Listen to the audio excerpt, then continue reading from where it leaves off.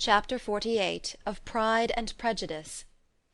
Recording by Elizabeth Klett. Pride and Prejudice by Jane Austen. Chapter 48. The whole party were in hopes of a letter from Mr. Bennett the next morning, but the post came in without bringing a single line from him. His family knew him to be, on all common occasions, a most negligent and dilatory correspondent, but at such a time they had hoped for exertion. They were forced to conclude that he had no pleasing intelligence to send, but even of that they would have been glad to be certain. Mr. Gardiner had waited only for the letters before he set off. When he was gone, they were certain at least of receiving constant information of what was going on, and their uncle promised, at parting, to prevail on Mr. Bennett to return to Longbourn, as soon as he could, to the great consolation of his sister, who considered it as the only security for her husband's not being killed in a duel. Mrs. Gardiner and the children were to remain in Hertfordshire a few days longer, as the former thought her presence might be serviceable to her nieces. She shared in their attendance on Mrs. Bennet, and was a great comfort to them in their hours of freedom.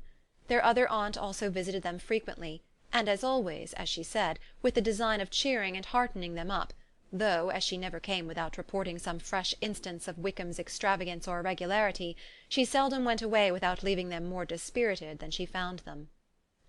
All Meryton seemed striving to blacken the man who, but 3 months before, had been almost an angel of light. He was declared to be in debt to every tradesman in the place, and his intrigues, all honoured with the title of seduction, had been extended into every tradesman's family. Everybody declared that he was the wickedest young man in the world, and everybody began to find out that they had always distrusted the appearance of his goodness.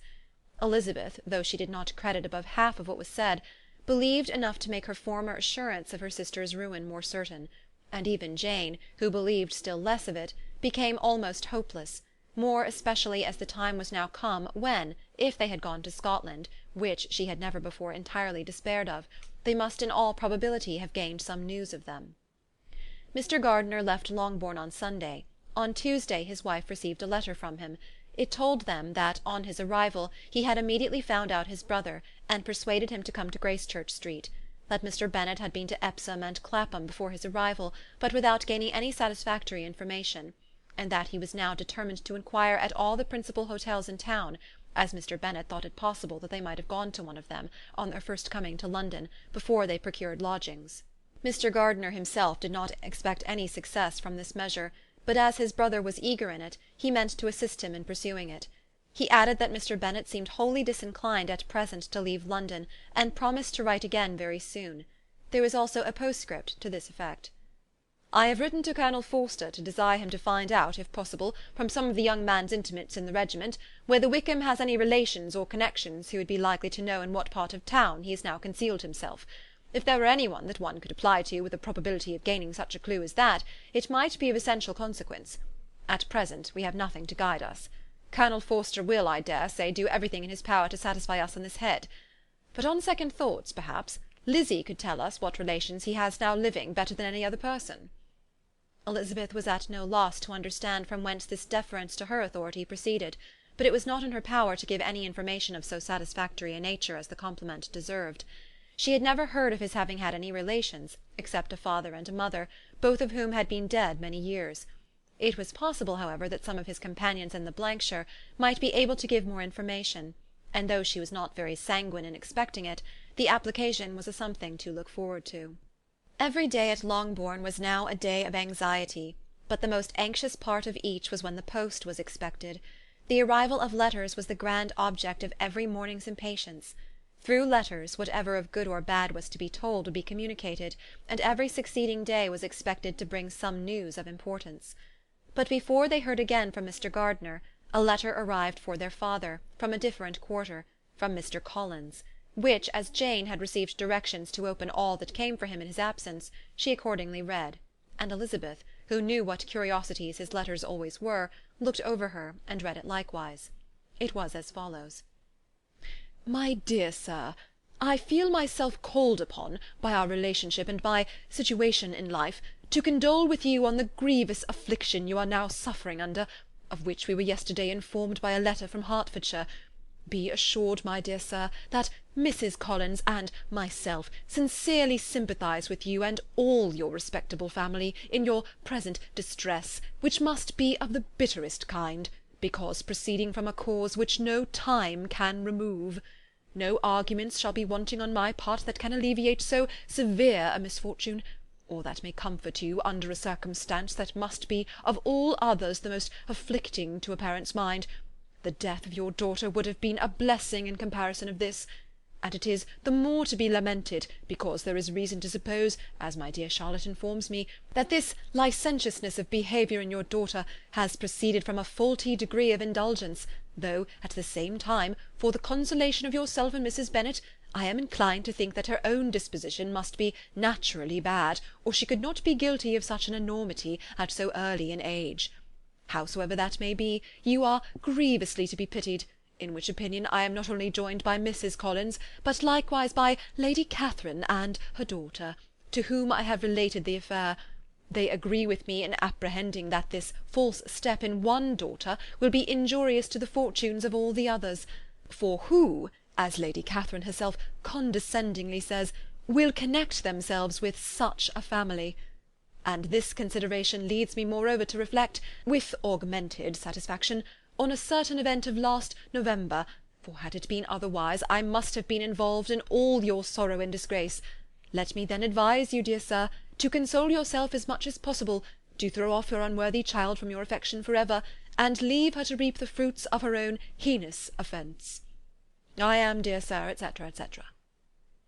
Mr. Gardiner did not write again till he had received an answer from Colonel Forster, and then he had nothing of a pleasant nature to send.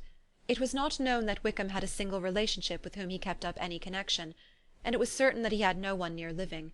His former acquaintances had been numerous, but since he had been in the militia, it did not appear that he was on terms of particular friendship with any of them.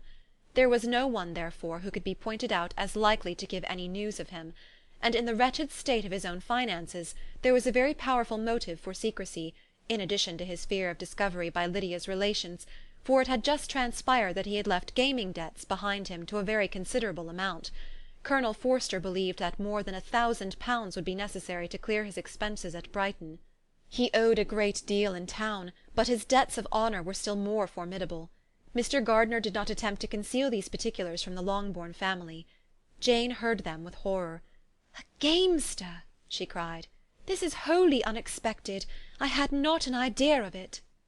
Mr. Gardiner added in his letter that they might expect to see their father at home on the following day, which was Saturday.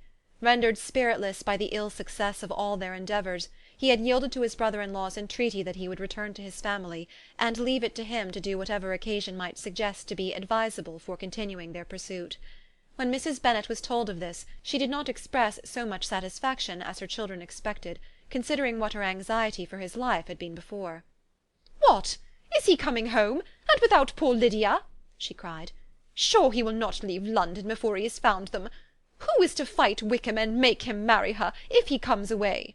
As Mrs. Gardiner began to wish to be at home, it was settled that she and the children should go to London at the same time that Mr. Bennet came from it. The coach therefore took them at the first stage of their journey, and brought its master back to Longbourn.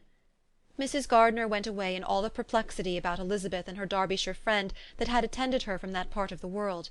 His name had never been voluntarily mentioned before them by her niece, and the kind of half expectation which Mrs. Gardiner had formed of their being followed by a letter from him had ended in nothing.